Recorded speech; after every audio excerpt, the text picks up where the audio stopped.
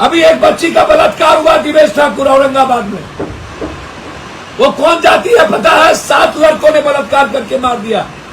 मात्र उसकी उम्र 16 साल थी। गए आप, चलिए छपरा में बाप बेटे वकील को गोली मारा गया, वो जादव था, वहां नहीं गए, कोई बात नहीं। औरंगाबाद में गए। आज कल से टीवी पे चल रहा है 100 बच्ची के साथ बलात्कार किया गया है नौकरी के नाम पर, और वो सब के सब, उसमें एक भी जादव नहीं है, सब दूसरी जाति के हैं। गए मुजफ्फरपुर में 100 अलग अलग तरीके से इन लोगों ने बलात्कार किया। गए, हमको कोई वोट नहीं देता मुख्यमंत्री पीएम बनने के लिए। कोरोना में एक एक लोगों को पहुंचाए। आपकी तो दवाई की फैक्ट्री थी ना, आप रेमडेसिविर पहुंचा देते। आप घर से निकले थे, पटना के बाहर में जादव और मुसलमान नहीं था, दिवेश ठाकुर, भूमिहार, बैस, लाला, मरवारी, दलित लोग थे। हम 12 दिन खाना खिलाते रहे। क्या पूछते वोट दिए है कि नहीं? जितने बार एमएलसी एमपी हो जाइए आप लोग, होइएगा तो बीजेपी, नीतीश जी और लालू यादव के न भरोसे। अपनी औकात है। दिवेश ठाकुर जी को भी कितनी बार कॉल किया गया, पापा कितनी बार कॉल किए, कितना बार उनको घूराए कि सर प्लीज बोलिए कि रिक्वेस्ट करते हैं सर आपको कि इस विषय आपसे बात करें, हम लोगों को न्याय दिलाए, हम लोगों को गवाही लिया जाए, हम लोगों को सुरक्षा गार्ड दिया जाए। कौन जाती है पूछिए? राउत करवार। प्रधानमंत्री अपने को जाति कहता है नहीं है। मैं आता हूँ कल के उस बयान पे, मेरे बगल में एक माँ, एक बेटी, एक भाई, एक पिता यहाँ मौजूद। इसके 2 भाई को मारते मारते क्रिमिनल के द्वारा मार दिया, सगे भाई। इस बच्ची की छोटा भाई, इसका छोटा भाई, एक माँ और एक पिता, एक भाई और बहन सीतामढ़ी से भागा हुआ। वहां के सांसद कहते हैं मैं मर जाऊंगा, मुसलमान जादव का काम नहीं करूं, किसी भी कीमत पर दस्तखत नहीं करूं, क्योंकि ये लोग वोट नहीं देते। मैं आपसे पूछना चाहता हूं, दिवेश जी, याद करिए आपकी दवाई की कंपनी थी मुंबई, आप उससे क्या कमाए क्या नहीं कमाए, आप पैसे के बदौलत आप एमएलसी बने। आप कोई सुभाष चंद्र बोस और महात्मा गांधी नहीं, आपने वोट को खरीदा और खरीद कर आप एमएलसी बने। आपका योगदान क्या था सीतामढ़ी में? कोई एक योगदान बताइए। और मैं दिवेश जी आपको एज ए भाई आईना दिखाना जरूर चाहूंगा, क्योंकि यदि इस तरह की राजनीति होने लगे तब यह देश बचेगा। अब आप हमको एक बात बताओ, मैं आपसे पूछ रहा हूं सिर्फ इतना, जब मैं आपसे यह कहूं मन करे चंगा तो कठौती में गंगा, जब मैं आपको यह कहूं कि शीशे के घर में रहते पत्थर नहीं फेंका, जब मैं आपको यह कहूं सूप बाजे तो बाजे चन्नियों बाजे, मैं जब आपको यह कहूं कि हमाम में सब नंगे, क्या गलत? हमारा आचरण, हमारी वाणी, आपके यहाँ मिठाई खाने के लिए कोई ललायत नहीं है दिवेश जी, और आपको औकात भी नहीं है। सीतामढ़ी में न जाने अनगिनत घटनाएं हुई जिसमें जादव और मुसलमान नहीं थे, ब्राह्मण थे। अस्पतालों में भी, बाजार में घटना घटी, दुकानें जली, इतने मौतें हुई, इतनी मर्डर हुई, आप एक बार भी किसी घटना में गए? जब किसान पर गोली चली थी तो पप्पू यादव सबसे पहले सीतामढ़ी में, याद है, 3 किसान मारे गए थे। आपकी पैदाइश भी हुई थी सीतामढ़ी में। जब दंगा हुआ था सीतामढ़ी में पहला, याद है, जिसमें पप्पू यादव लगातार 14 दिन अनवारुल हक के घर पे जाके दंगा खत्म किया। हम क्या करें? हमको कोई वोट नहीं देता मुख्यमंत्री पीएम बनने के लिए। कोरोना में एक एक लोगों को पहुंचाए। आपकी तो दवाई की फैक्ट्री थी ना, आप रेमडेसिविर पहुंचा देते। आप घर से निकले थे, पटना के बाढ़ में यादव और मुसलमान नहीं था, दिवेश ठाकुर, भूमिहार, बैस, लाला, मरवारी, दलित लोग थे। हम 12 दिन खाना खिलाते रहे। क्या पूछते वोट दिए है कि नहीं? उसके बाद एमएलए नहीं गया, सुशील मोदी भाग गए। अब फिर वोट दे दिया लोगों ने बीजेपी को ही। तो क्या कहते कि कोरोना में आपने बाढ़ में वोट दे दिया, कोरोना में नहीं देंगे? तो भाई बाहर है दिवेश ठाकुर। आपकी ये नफरत हिंदुस्तान की आजादी के बाद पहला शख्स होंगे आप।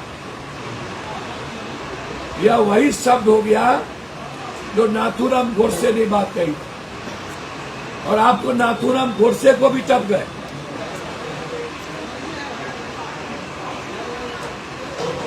आपका इतिहास तो कालखंड में ऐसा लिखा जाएगा, आप अंदाजा मत करिए। क्या मैं आपसे पूछा, आप वहां मटन दूध नहीं लेंगे? उस दुकान से कुछ नहीं लेंगे? छुआछूत होगा? या अन्य जाति से नहीं लेंगे? क्या करेंगे आप? किस किस चीज को छोड़ेंगे? क्या उस जाति का लॉन्ड्री होगा तो वहां कपड़ा नहीं देंगे? उस जाति का सैलून होगा तो बाल दाढ़ी नहीं बनाएंगे? अब तो किसी जाति का व्यापार पर अधिकार नहीं है। अब तो सुलभ शौचालय में भी 90% ब्राह्मण समाज के लोग काम करते हैं। उनके हाथ में लॉन्ड्री का काम भूमिहार समाज के लोग करते हैं, सैलून का काम राजपूत समाज के लोग करते हैं। अब तो दूध का काम मुसलमान और सभी जाति के लोग करते हैं। जलकर का काम राजपूत, भूमिहार, जादव सब करता है। अब निषाद मला गोरी नहीं करता है। अब तो सारी जाति ने अधिग्रहण कर लिया। जाति कहाँ बची? दिनेश जी, मेरा एक आग्रह है, आप रिजाइन कर दीजिए।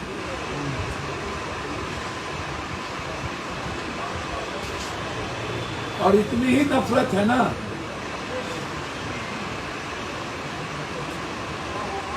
तो आप खड़े हो जाइए उन लोगों की पंक्ति में जो अलगाववाद से। मैं हाथ जोड़ता हूं आपको, इसके लिए आप क्षमा मांगिए। आपका न कोई संघर्ष है, न आपका सामाजिक आधार है, न आपका कोई मानवीय मूल्य है। आप पैसे और रसूख के बदौलत, भौतिक सुख के बदौलत राजनीति में आए। आपकी न कोई औकात है, न ताकत है।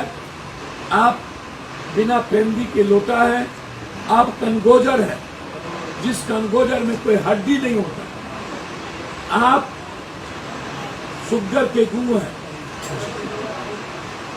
गोबर बोरसी में काम आता है, निपने में काम आता है। सुग्गर के गू किसी में काम नहीं आता। आप किसी में काम नहीं आते, समझे? जितना घी डाल ले गोबर पर, महक तो गोबर की ना आएगी। जितने बार एमएलसी एमपी हो जाइए आप लोग, होइएगा तो बीजेपी, नीतीश जी और लालू यादव के ना भरोसे। अपनी औकात है। अब मैं आऊंगा आपसे इतना ही कहने। आपको चैलेंज है कि आप डालिए कहां गए और किस किस घटना में मदद की। एक, कब आप कहां गए। 2, क्षमा मांगिए। हर जगह आपका विरोध होगा। ये मैं आपको वादा करता हूं। आप चैलेंज नहीं कर सकते हैं इस देश की किसी भी जाति, किसी भी धर्म और वर्ग को। अब वो दुनिया नहीं है, वर्ल्ड देख रहा है। क्षमा नहीं मांगिएगा तो आपका हर जगह विरोध बिहार में मैं कर रहा हूं।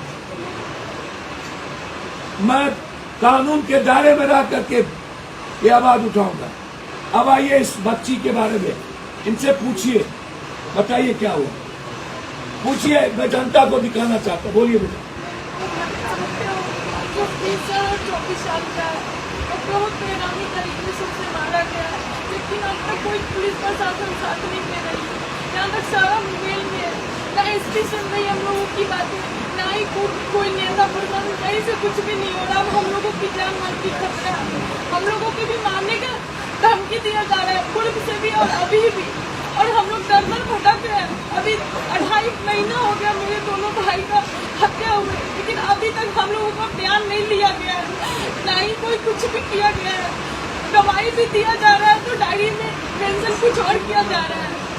पहले एसपी साहब बोले कि जहाँ आप लोग पूर्वी चंपारण रहते हैं वहाँ आके हम आपका बयान ले लेंगे, लेकिन वो बाद में मुकर गया। डीएसपी, एसपी, इंस्पेक्टर सारे कोई मुकर गया और हम लोग दर दर भटक रहे हैं और अपना जान बचाने के लिए गुहार लगा रहे हैं सभी की सुरक्षा गार्ड दिया जाए, लेकिन कोई पुलिस प्रशासन नहीं सुन रही है। तो आखिरी में हम लोग यही है कि पुताले निकलेगा जो मेरे भाई को मारा सभी, तो हम लोग यही करेंगे ना, आत्महत्या ही करेंगे। जब वो निकलेगा मारेगा ही, दोनों भाई को मार दिया, हम जो चारों परिवार बच्चे, जब मार देगा तो खुद से बन जाएंगे ना, आत्महत्या कर लेंगे। कहीं से कुछ भी नहीं मिल रहा। क्यों आए आज ये पप्पू यादव के पास इतना दूर? इससे यह भी पूछिए। क्योंकि नेता कोई मदद नहीं किया आज तक, और इतना विश्वास है कि अंकल करेंगे और हम लोग का साथ देंगे, हम लोगों का जान का रक्षा करेंगे। अब मैं आपसे पूछना चाहता हूँ देवेश जी, 2 महीना हो गया, एक माँ दर दर की ठोकर खाती, इसको भी देख लीजिए, आंख में आंसू, भाई को भी देख लीजिए। देवेश ठाकुर को भी कितनी बार कॉल किया गया, देवेश चंद्र ठाकुर जी को भी कितनी बार कॉल किया गया, पापा कितनी बार कॉल किए, कितना बार उनको घूराए कि सर प्लीज बोलिए कि रिक्वेस्ट करते हैं सर आपको कि एसपी साहब से बात करें, हम लोगों को न्याय दिलाए, हम लोगों को गवाही लिया जाए, हम लोगों को सुरक्षा गार्ड दिया जाए। लेकिन उन्होंने कुछ भी नहीं किया, बस यही बोले कि ठीक है बोल देंगे। 2.5 महीना हो गया, लेकिन उन्होंने कुछ हम लोगों की बात नहीं सुनी है। लास्ट में हम लोगों को कोई ऑप्शन नहीं मिला, फिर अंकल के पास है, इनके पास है। कौन जाती है ये भी जान लीजिए दिवेश ठाकुर। पूरी दुनिया कौन जाती है पूछिए।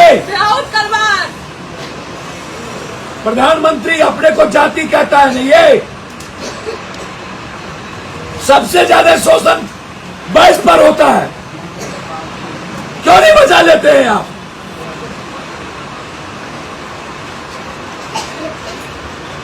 क्योंकि वो कमजोर वर्ग है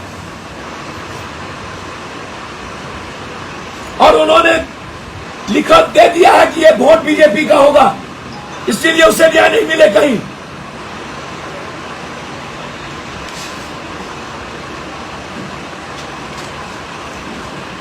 अभी एक बच्ची का बलात्कार हुआ दिवेश ठाकुर औरंगाबाद में, वो कौन जाती है पता है? 7 लड़कों ने बलात्कार करके मार दिया, मात्र उसकी उम्र 16 साल थी। गए आप, चलिए छपरा में बाप बेटे वकील को गोली मारा गया, वो जादव था, वहां नहीं गए, कोई बात नहीं। औरंगाबाद में गए, आज कल से टीवी पे चल रहा है 100 बच्ची के साथ बलात्कार किया गया है नौकरी के नाम पर, और वो सब के सब, उसमें एक भी जादव नहीं है, सब दूसरी जाति के हैं। गए मुजफ्फरपुर में 100 अलग अलग तरीके से इन लोगों ने बलात्कार किया। गए अलग अलग लोग, अलग अलग रसूखदार लोग, और आज ये बेटी आपसे भीख मांग रहा है। आपको जरा सा भी आंख में पानी होगा न शर्म से, तो इसकी डायरी 2 दिनों में चार्जशीट करवा के डायरी भिजवाइए और इसकी सुरक्षा की व्यवस्था करिए। जितना आप गाली गलौज में और समाज तोड़ने में वक्त लगा दिए ना, इतना मदद करने में लगा दिए होते और सेवा करने में ना, तो थोड़ी राजनीति को शर्म होती, थोड़ा राजनीति की रसूख बच गई होती। बस मैं इतना ही कहना चाह रहा था, मुझे और कुछ नहीं कहना है। इस राजनीतिज्ञों से बचिए, यह पॉलिटिशियन जहर है और पॉलिटिशियन के कारण आज समाज बिहार की दुर्गति है। बचिए पॉलिटिशियन से, ये लोग बहरूपियां हैं, अलग अलग भेष में अलग अलग तरीके से आपको तोड़ रहा है, मार रहा है। आपकी बात, आपके अधिकार की बात कोई नहीं करता, आपको खुशियों की बात कोई नहीं करता, आपकी जिंदगी की बात कोई नहीं करता, आपके बच्चे की भविष्य की बात कोई नहीं करता, आपकी नौकरी की बात कोई नहीं करता, आपके रोजगार की बात कोई नहीं करता। हर लोग नफरत की बात करते हैं और अपनी कुर्सी की बात करते हैं। यही मैं इसीलिए मैं आपको कहना चाह रहा हूं, है आंख में पानी।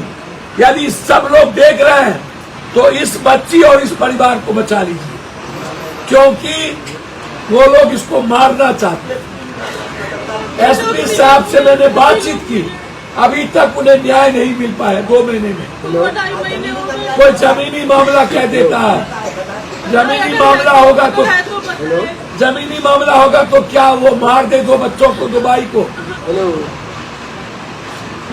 बस यही आग्रह करेंगे। औकात है ना दिवेश जी, तो भ्रष्टाचार से ब्लॉक को मुक्त करा लीजिए। औकात है ना तो थाने से भ्रष्टाचार को मुक्त करा लीजिए। है हैसियत, है ब्रोकर माफिया से बचाने का शहर, औकात है तो बचा लीजिएगा जमीन के दलालों से। और मैं आपको चैलेंज करता हूं, औकात है तो पूर्णिया आकर के एक दिन दिखा दीजिएगा पूरी सत्ता। हम आपके ब्रोकर माफिया भ्रष्टाचार को 3 महीना में मिटा ना दे तो मेरे पैदाइश में फर्क होगा। औकात तो आप कर लेंगे। मैं आपको चैलेंज करता हूं, मेरी लड़ाई यहीं पर है और आपकी लड़ाई कुर्सी और नफरत के लिए है। मेरी लड़ाई इंसानियत और इस देश के 140 करोड़ को परिवार बनाने पर। बहुत बहुत धन्यवाद, नमस्कार।